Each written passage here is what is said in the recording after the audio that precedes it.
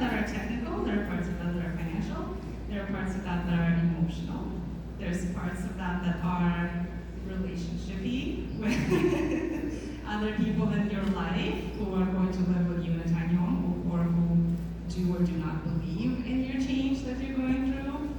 And all of that wrapped in a package is what you're going to talk about. So thank you for being here. Give it up for Jen.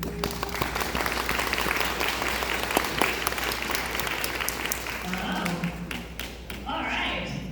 So, I just put pants on just in time for the sun to come out. So, it's been a really nice day. Are you guys having a good time? Yes. Okay. We're going to try that a few more times. Because I want the people like way out there to hear you in here so that you know that like we're having a good time. Can you do that for me? Yeah, okay. So let's see, we're getting a little drier now, the sun's coming out, but are we having a great time? Yeah!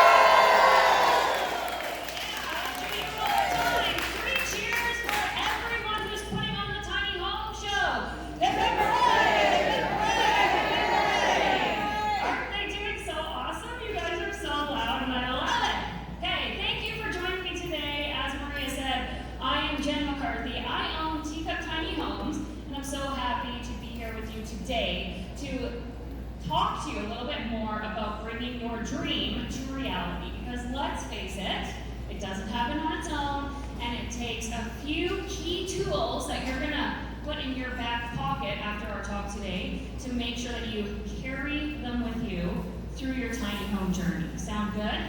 Now, yeah. Now, I like to talk a lot and I like to have fun. However, I only have 30 minutes. So I'm going to try and get through it. We're going to have some questions. And then at the end, there's going to be a QR code. When you guys are leaving, you can scan that. And that's going to give you a lot more information on what we're doing today. And then I'll be over at Smidge, our tiny home, if you guys have more questions, okay? Okay, so let's talk about the 4 things that you're going to need. Oh, let's see if this works. I don't know. Didn't do anything. Oh, there we go. Okay. So this is why I had to put my contacts in. I had to run away. So 4 things that you're going to need for your journey. And this is so important. And I'm going to touch on each one of these really quickly today. And the number 1 is courage. Number 1 thing is you need the courage to chase after your dream. So when you first start working with Teacup Tiny Homes, let's just say, you are going to define your why. Because if you don't know why you are wanting to enter into tiny home living or to get a tiny home, let's face it, it's a big financial commitment, right? We're not talking about buying a piece of bread from the corner store, although that can be a decision in itself sometimes. We're talking about a home. And it's something that not everyone knows about. And it's something that is still fairly new. And by being here today, all of you are helping to add to this entire tiny home movement, so thank you, because this helps show the municipalities just how important it is. But you're going to need courage because you're going to have people in your life who are going to say, a tiny home? What's that? That's what they said to me. So my background is in interior design, and I have been in interior design my entire adult life, which just so happens to be 20 years coming up. And when I quit my job after 13 years, as an operations manager of the largest home builder in our little town of Lethbridge, people looked at me and said, you're going to do what? And I said, I'm going to build tiny homes. You're going to, excuse me, what now? You're going to do what? And there are a lot of people who didn't believe or didn't even know what a tiny home was. I'm so happy this is changing now. But how many of you have talked about tiny homes and you've had people in your life, some that are very important to you, that have said, you're going to do what? Any? Hands up? Yeah. Shocking, right? My kids say I'm nuts. Your kids say you're nuts. There you go. My kids love tiny homes, thank goodness. They love the loft, so that's good. But yes, you're going to have those people in your life who they just don't understand. And the amount of courage it takes to do something that maybe the most important people in your life are encouraging you to not do, wow, that has some power. So number 1, to put in your back pocket, you're going to need courage. The second thing that we're going to talk a little bit more about today is resourcefulness, because the most resourceful people usually make their dreams come true. because you find ways. When I talk about resources, I talk about the people that you need to have in your life, financial resources, and also your problem-solving skills. So that's very important too. And then the number 3 thing is you need to have a little hope, a lot of faith. You got to trust the process, and you also have to have the confidence and the knowing. And you have to think in certain terms that the next step you take will lead you to the next and to the next, and that you know that it's going to work out for you. Lastly, the unwavering commitment to your dream.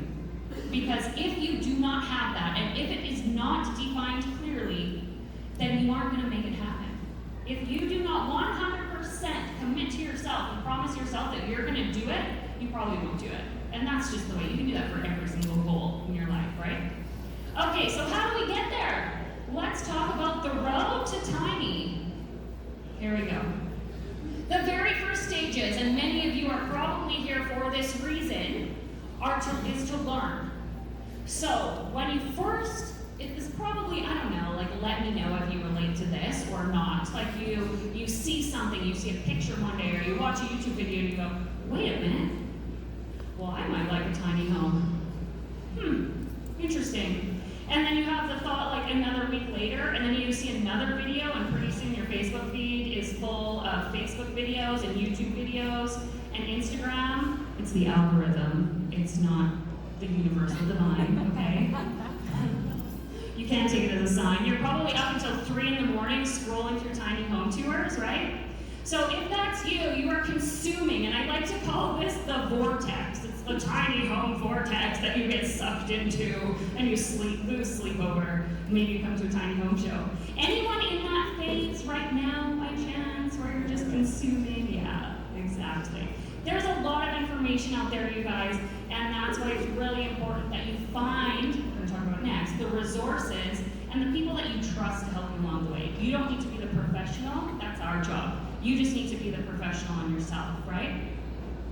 So you're learning, and this is where you want to, follow Instagram accounts, see builders, talk to people, book those discovery calls, talk to the team that you'd be working with so that they can really help you. And even if you're 2 years or 5 years out, what the team should do with whoever you're talking to, if you are hiring a builder, maybe you're not, I would still say book the calls with the builders because you're going to learn a ton from them, is you're going to start to know what those next steps look like, and you're going to start to create a plan that's going to help you. And maybe you have no idea how you're going to get there, but all you need to know is the next step, and that's something that you have to really, really remember. So at this point in time, you're feeling super excited probably, maybe a little overwhelmed, but I mean still quite excited, right, about the whole process. All right. So what you're going to do is if you're a little bit scared and you're getting a little bit closer to being like, I might actually tell mom and dad I'm going to move into a tiny home, or the kids, I'm going to tell the kids I'm going to move into a tiny home. Sell the farm, sell everything. You're going to combat the fear by gaining knowledge, and you're going to combat their fear by giving them knowledge. And a lot of you here today are probably here with friends and family, and they're going to help support you, because the more they know, then the more they'll be able to help you and support you along the way. Now there's another side to that, which is sometimes I like to keep my big dreams really close to my heart until I'm ready to share them, knowing that they might get a different response than what I'm looking for. And I need to stay super focused on the end goal before I reveal it to them. So you can do it that way also. Here we are. We're going to talk about, there we go, resourcefulness, being resourceful. So this looks like, one of the biggest questions, you think you're going to go tiny, very, very good. How are you going to pay for the tiny home? That's a very important question. Are you going to need financing? Do you have cash? Do you need to sell your house? You're going to sell all your belongings that you own to downsize to come up with a down payment. It's not just about the money, though. It's about who do you know? Do you need a location? Who do you know that might have a location? Who do you know that might be able to give you information about how to find a location? So all these little steps that you have to do. Now this emotionally is a little bit different because you're kind of past the fear, but you're in busy mode, and you're like checking boxes. If you get Maria and the gal's journal that she was just talking about, you can start making your list, and you can start just checking those things off. And as you do that, you're going to start to get closer and closer and closer to the end, and you're going to start to see that there aren't that many boxes left to check. And then that fear is going to creep in again, because you're going to be like, this is getting close.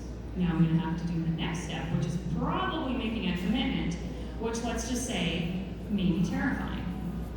So once you're in doing mode, you're done, you're like, you've checked all the lists off. Here, I'm going to show you a picture right now. Oh my gosh, I'm going to try this with my right hand. There we go. This is our Ruby tiny home. It's actually an Airbnb in the mountains. If you're ever in the mountains in the Crow's Nest Pass area, you can stay there. Very nice. But, like I say, when it's decision time, then it may feel like you're going to puke. Now, I know there's at least one of you in the room that have decided to go tiny this weekend. And you don't have to say who you are unless you want to. But there you go. And you should be very proud of yourself. But at this point, when you have to make a decision, so like, where would you guys say you are? Let's just gauge the audience here. How many of you already own a tiny home? Awesome, a little bit. How many of you are in the point of, like, kind of that resourcefulness? Like, you're learning more, but you're trying to check off some of those boxes on your to-do list, like finances, finding a builder.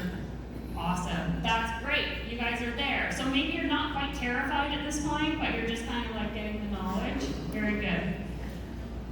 Now, is anybody in this, like, I have to make a decision and I feel like I'm in a vomit stage? Like, I have to make a decision and it's scary, but I'm excited and I don't know which one I feel more? Anybody? Oh, well, there we go. There's one. Okay, very good. So when it's time to take action, this is how I know I have to do something. When I know I need to move forward with a thought that just popped in my head, I like get tingles all over my body and I get butterflies in my stomach and it makes me want to turn around and run the other way. And I get this feeling that kind of makes me hot, you know? I get hot. And then all of a sudden, I know, oh, there, now it's time. And usually the answer is yes, and usually it terrifies my hubby over here because he has no idea what he's gotten himself into next. But you say yes, you have your ducks in the row, and there is this extreme amount of excitement. So what this looks like is you're maybe on a discovery call, usually builders, usually it's a financial transaction that happens, and that kind of becomes a scary part, right? You can ask all the questions, and you can stay in this analyzing mode, but once you put your money down, which usually looks like some kind of deposit to a builder, or maybe you're securing something from someone else, when the money is exchanged, you're gonna feel so great, and you're gonna high five yourself, and your salesperson is gonna cheer you on. And this is the moment that you have to be really, really, really proud of. And when you make that decision, I always like to tell our clients, you circle the date on the calendar right now, because you will have to refer back to this, and you remember what day it is, and you remember what day it was that you decided to change your life. Because what happens next is you hang up the phone, and you're still feeling pretty good, and you call your bestie who was with you at the tiny home show, and you say, I did it. I gave them my money. You're going to wake up the next morning and go, what did I do?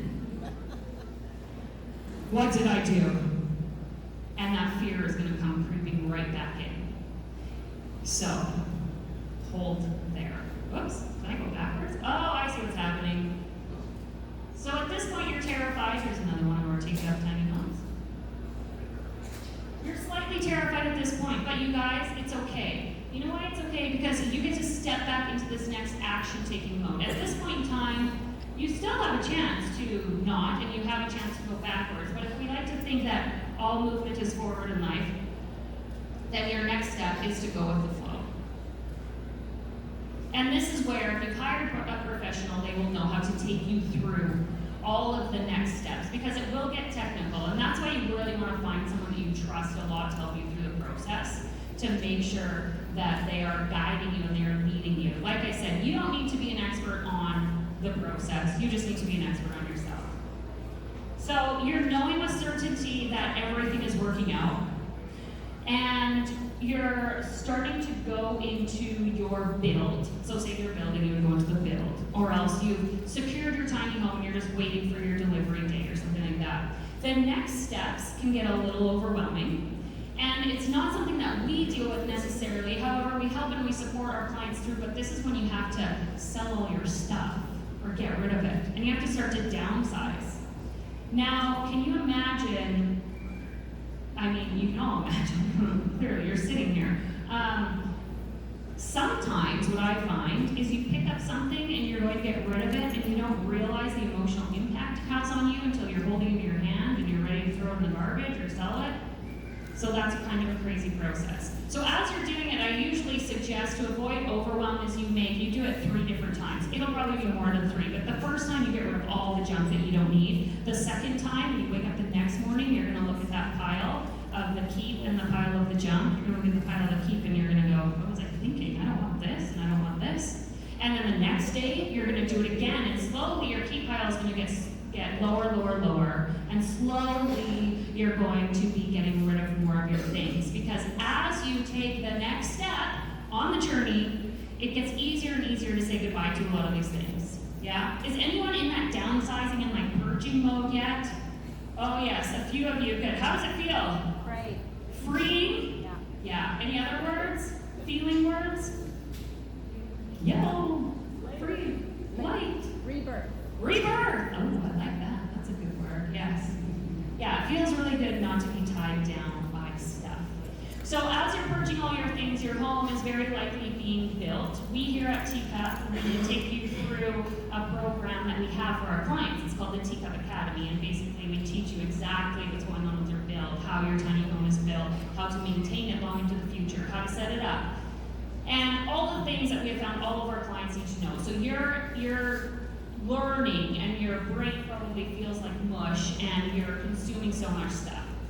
But then you get to see your 4 walls standing, and you get to see your cabinets go in, and you get to see your flooring installed.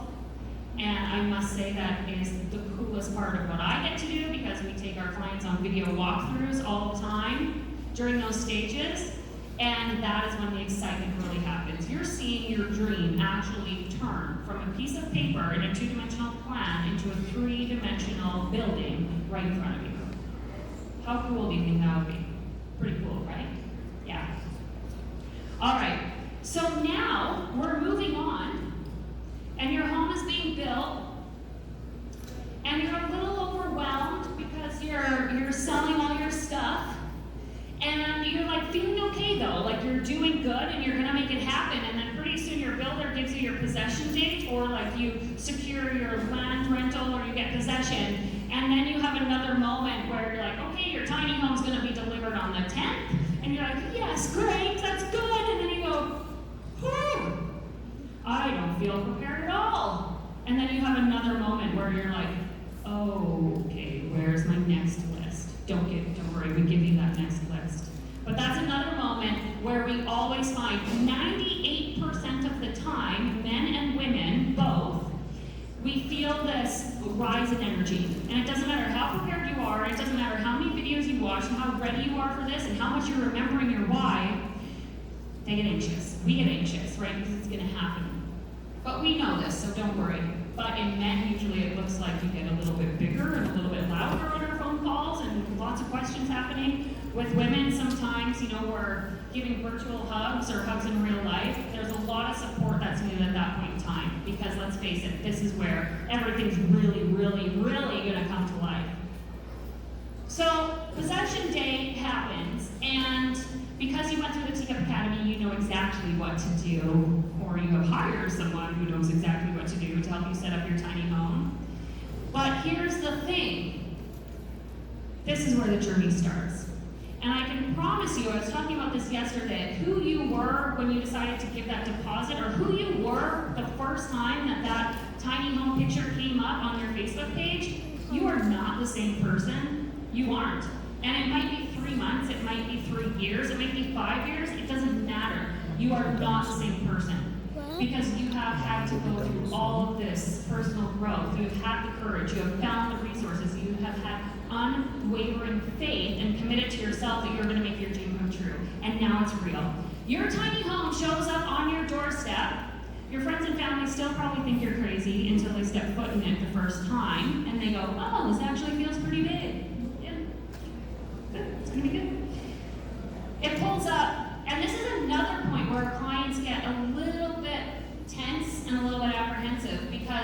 up and you see this thing here and you've just seen it through pictures or video, or maybe you've seen it in real life. It all depends on where your builder is. And then you have to put it together and you have to figure it out. So this is another point where you need a lot of support and you need a lot of those resources that you contacted before. Maybe it's a handyman, it should be your build team also, and they're going to walk you through those steps on how to use and maintain your tiny home. Tons of support happen here. So, what am I at? Here comes the next slide. I know I'm already over my time, I can feel it. Oh, am I? Thank goodness, I'm talking so fast. This is an LA tiny home. There you go.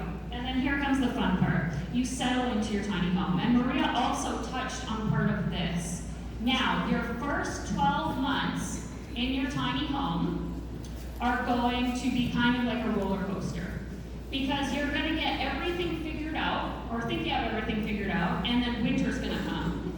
Our clients who have moved into their tiny homes and have had to set it up for winter right from the get-go, I find are actually the most stable. Lorraine's in the back. She moved into her tiny home in Alberta, near the mountains, in November. She had her water hose bib, not ours, not the one in the teacup, the one out there, her service freeze once, twice, and then she fixed it. So you're gonna see these little things that happen as you go through the 4 seasons. Now, you're gonna be pretty confident, you're gonna be living in your tiny home and living your best life. You're gonna figure out who you are.